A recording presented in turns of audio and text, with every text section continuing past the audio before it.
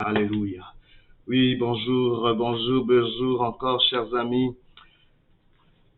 en cette matinée de percée où nous croyons que Dieu a une parole de choix, une parole de grâce pour nous. Et ce matin, le thème n'est rien d'autre que prophétise sur ta vie. Prophétise sur ta vie. Sur ce, nous lisons Ézéchiel chapitre 37, versets 1 à 6. La Bible dit ceci. La main de l'Éternel fut sur moi, et l'Éternel me transporta en esprit et me déposa dans le milieu d'une vallée remplie d'ossements. Il me fit passer auprès d'eux tout autour, et voici, ils étaient fort nombreux à la surface de la vallée, et ils étaient complètement secs.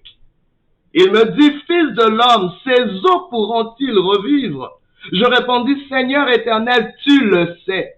Et il me dit, prophétise sur ces eaux et dis-leur, ossements desséchés, écoutez la parole de l'Éternel. Ainsi parle le Seigneur l'Éternel à ces eaux. Voici, je vais faire entrer en vous un esprit et vous vivrez. Je vous donnerai des nerfs, je ferai croître sur vous de la chair, je vous couvrirai de peau, je mettrai en vous un esprit et vous vivrez. Et vous saurez que je suis l'Éternel. Prophétise sur ta vie, c'est un mandat que Dieu te donne. Tu as été établi prophète sur ta propre vie. Si tu l'ignores, waouh, Dieu te donne cette responsabilité. Vous savez, il y a une approche, il y a une attitude, il y a une réponse que Dieu est en train de nous donner. C'est une clé par rapport aux difficultés que nous vivons, par rapport aux situations qui ont une certaine informité, des situations obstinées, des situations critiques, des situations qui nous réduisent, qui nous diminuent. Dieu te dit prophétise sur cela. Pourquoi? Parce que Dieu est un communicateur. Il est le communicateur par excellence. Dieu a créé ce monde en communiquant. Et j'aimerais vous dire, parfois, nous communiquons mal quand il nous arrive des drames, des tragédies.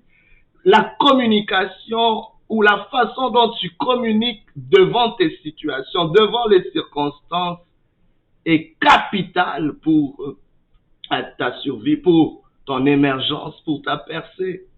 Warren Buffett, ce milliardaire que nous connaissons, ce gourou en investissement, a dit une chose devant un jeune homme, un jeune étudiant qui lui posait la question lors d'une conférence. Il lui dit, mais quel est votre plus grand secret ou quelle serait la discipline ou l'attitude que je devrais avoir pour réussir? Alors il lui a dit, dans mon bureau, il y a un petit certificat que je garde dans mon bureau. C'est celui que j'ai eu en communication. Et je pense que dans la vie, l'art de communiquer est critique pour toute réussite, que ce soit en affaires, en famille, relationnellement parlant, dans la vie. Et c'était capital. Il n'a pas cité autre chose. Il a mentionné la communication. Et Dieu, devant une situation, c'est Dieu qui initie cette communication. On voit une communication entre Dieu et son serviteur, le prophète Ézéchiel, qui se retrouve justement en captivité, en terre lointaine, loin d'Israël. Israël a été, les enfants d'Israël pour la plupart ont été déportés, la ville, Jérusalem, le temple, tout est détruit, tout est en ruine. Et le peuple se trouve en captivité à Babylone. Mais Dieu, alléluia, n'est pas en captivité. Il y a une chose qu'on doit savoir, bien aimé, quand nous communiquons, c'est de savoir que Dieu n'est pas en captivité. Ta situation est peut-être captive, ta situation est peut-être incertaine, improbable, mais Dieu n'est pas dans l'incertitude, Dieu n'est pas dans les statistiques, Dieu n'est pas dans ces chiffres-là. Il est au-delà des chiffres, il est au-delà de ce on peut dire, bien aimé. Dieu est Dieu.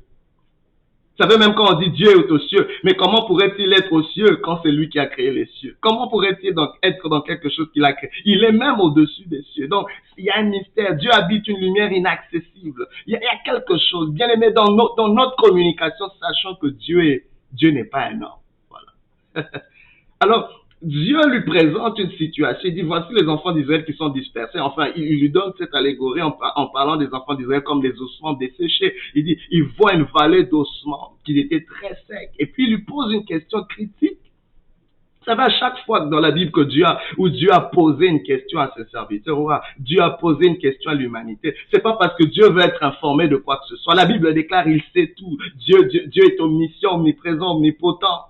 C'est pas parce qu'il a besoin d'être informé par qui que ce soit. Dieu pose une question pour te situer. Dieu pose une question pour te localiser. Parce que c'est très important dans nos vies, bien-aimés. Peu importe la trajectoire, c'est important de te situer. Parce que tu peux avoir rencontré des déboires, tu peux avoir perdu des choses, tu es peut-être affecté, mais en réalité, le facteur qui reste constant dans ta vie, c'est toi. Tu es là. Dieu veut te situer. Dieu n'est pas là. Il dit, oui, tu as perdu. Oui, on t'a rejeté. Oui, on t'a minimisé. Oui, tu n'as plus rien. Oui, tu te sens comme... Non, mais tu es là. Je parle à celui que j'ai créé. Dieu dit, tu es là. Avec toi, je peux faire quelque chose. Avec toi, je peux reconstruire quelque chose. Avec toi, je peux aller quelque part. Où es-tu, Adam? Dieu te localise, Dieu veut te situer, il veut situer le prophète, il veut situer la compréhension du prophète, il veut situer le langage du prophète, il veut situer les perspectives du prophète. Il dit, si je veux aller plus loin avec toi, il faut que je sache où tu te trouves. Il dit, ces ossements pourront-ils revivre? Oh my God, c'est une question importante que Dieu pose à son serviteur, mais c'est une question aussi qu'on doit se poser nous-mêmes. En d'autres termes, il est en train de lui dire, crois-tu que cela peut arriver? Crois-tu que je peux restaurer Israël? Crois-tu que je peux régénérer Israël? Crois-tu que c'est encore possible? Regardez, Dieu parle, alléluia, dans le présent, mais par rapport à ton avenir. C'est pour ça que Dieu est essentiellement prophétique. C'est malheureux aujourd'hui quand avec tous les abus qu'il y a dans le prophétique, et les gens vont carrément jeter au loin, on veut rien savoir de cela, mais non, vous êtes en train d'arracher une grosse page dans la façon de fonctionner de Dieu.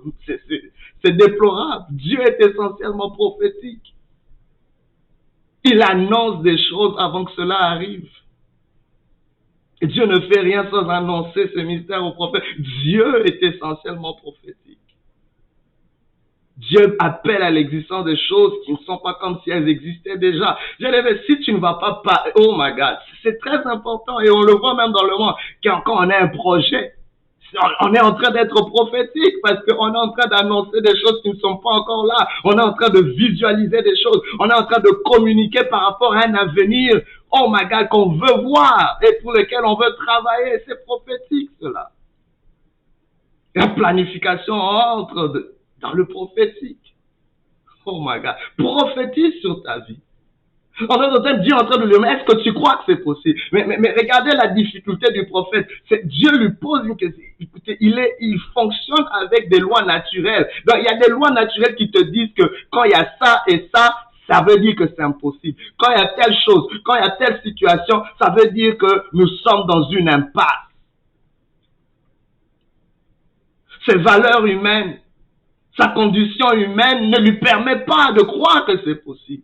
Et Dieu est conscient de cela. Je dis, je veux que tu exprimes ton humanité. Je veux que tu ailles au fond de ce que toi, en tant qu'humain, tu réalises. Je veux te localiser. Exprime ton humanité, mais ne reste pas dans ton humanité, parce qu'en toi, il y a du divin. En toi, il y a une connexion avec moi. J'aimerais que tu reconnaisses cela. Et c'est ainsi que le prophète dit, Seigneur, tu le sais. Oh my God, cette réponse du prophète veut dire beaucoup de choses. En d'autres termes, il est en train de dire, Seigneur, je ne sais pas. Seigneur, je suis limité. Seigneur, moi qui suis prophète, je ne vois rien. Oh my God, combien de fois même les serviteurs ont manqué la chose? Combien de fois on ne soit pas si dur avec les hommes et les femmes de Dieu? Ce sont des hommes qui peuvent être limités. Mais alors à toi, si tu laisses Dieu parce qu'un homme de Dieu t'a déçu, oh, tu n'as rien compris. C'est un homme avant d'être un homme. C'est un homme d'abord. Alléluia. Il dit, Seigneur, tu le sais. Oh my God. J'aimerais que tu puisses apprendre à avoir ce langage-là. Dans ta communication devant tes incertitudes, devant tes difficultés, exprime tes limites. Seigneur, je ne sais pas. Seigneur, je suis à bout. Seigneur, je n'en peux plus. Oui, c'est bon, mais ne t'arrête pas dans l'expression de ton humanité. Parce qu'à chaque fois qu'on s'arrête dans notre expression humaine, nous sommes défaitistes. Dieu veut que dans ta communication, tu entres aussi dans le divin. Tu entres dans ce que Dieu sait. Tu entres dans ce que Dieu peut. Tu entres dans ce que Dieu veut. C'est pour ça que le prophétique est important. Le prophétique ne te connecte pas avec toi, mais te connecte avec Dieu, avec ce que Dieu dit, avec là où Dieu est.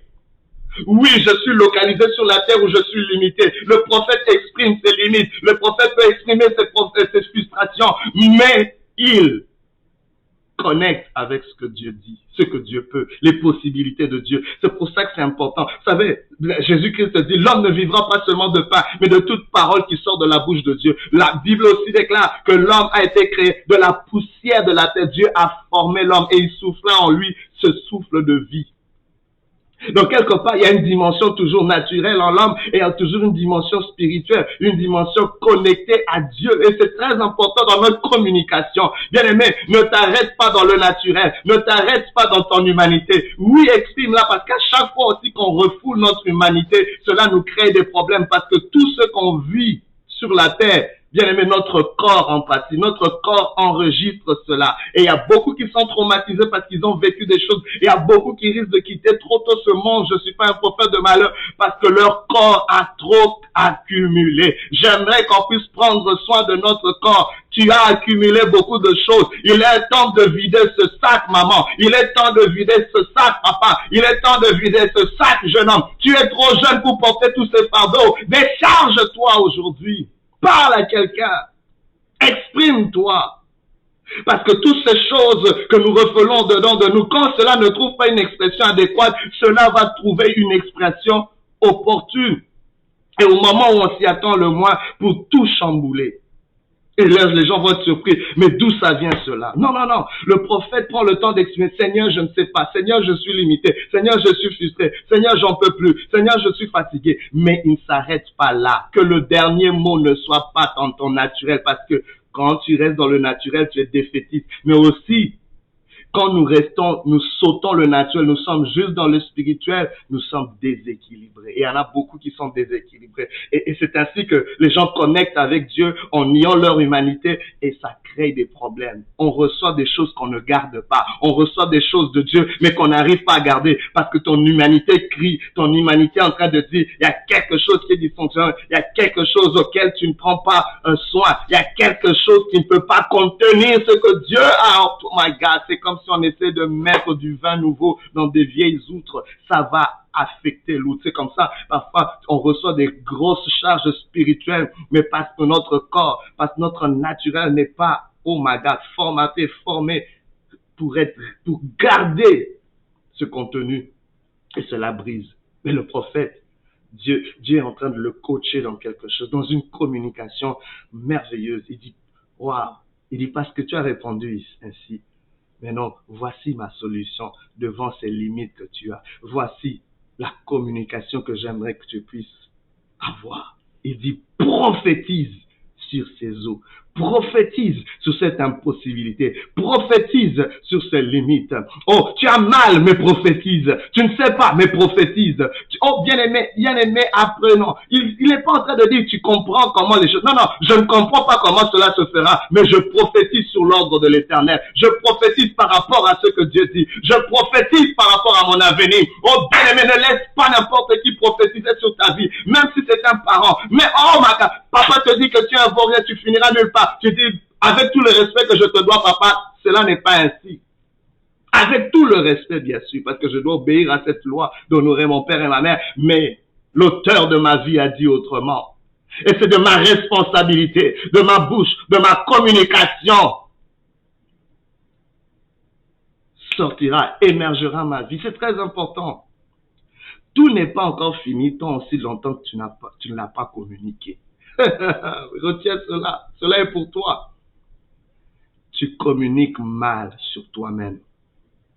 Tu communiques mal par rapport à ton environnement. Pourquoi il dit à ces ossements, prophétise. Parce que toute entité, toute réalité que nous vivons a des oreilles. Mais le gros problème, c'est que nous passons plus de temps à écouter ce qui nous arrive au lieu de parler à ce qui nous arrive. Et nous parlons mal à ce qui nous arrive. Nous parlons mal nous-mêmes. Et on oublie que les paroles créent, les paroles ont une charge puissante, charge créative. Ta vie est peut-être en ruine aujourd'hui, mais aujourd'hui, si tu entends sa voix, n'endurcis pas ton cœur. Les montagnes de ta vie sont prêtes à t'écouter si tu parles. Parce que celui qui parle impose un auditoire, impose les autres à l'écouter. Il reçoit la parole de Dieu et dit ce que Dieu dit, même si tu ne comprends pas. Le prophète ne comprenait pas comment cela allait se faire. Mais il a prophétisé sur l'ordre de l'Éternel. Et il a déclaré ces choses. Voici ce que Dieu va faire. Dieu va faire entrer en vous un esprit, vous vivrez, et toutes ces choses. Mais quand il a parlé, il a commencé à avoir un mouvement. Le prophète a pris la peine d'apprécier ce qui se passe. Il dit, voici, il y a des nerfs, voici, il y a de la chair, voici, il y a quelque chose, il y a un mouvement, il y a un bruit, il y a tout ça, mais il n'y a pas encore de vie. Dieu dit, non, ce n'est pas un problème. Parce que le Dieu créateur, il crée des choses par processus en étapes. Il dit, prophétise encore maintenant. Mais maintenant, tu vas cibler quelque chose. Tu vas parler à l'esprit. Alléluia. Il dit, là, il y a une forme, maintenant, tu vas parler à l'essence des choses. Je ne sais pas aujourd'hui si tu es réceptif à ce que Dieu est en train de te dire. Dieu peut t'amener à une fin beaucoup plus glorieuse que tu n'aurais pu imaginer. Jésus-Christ à la croix a prophétisé sur toi. Il a dit, tout est accompli. Et je m'accroche à cela. Le sort de tes enfants est accompli. Le sort de ta carrière, de ta santé, de ta vie. Jeune homme, tu as besoin d'entendre cela. Tout est accompli.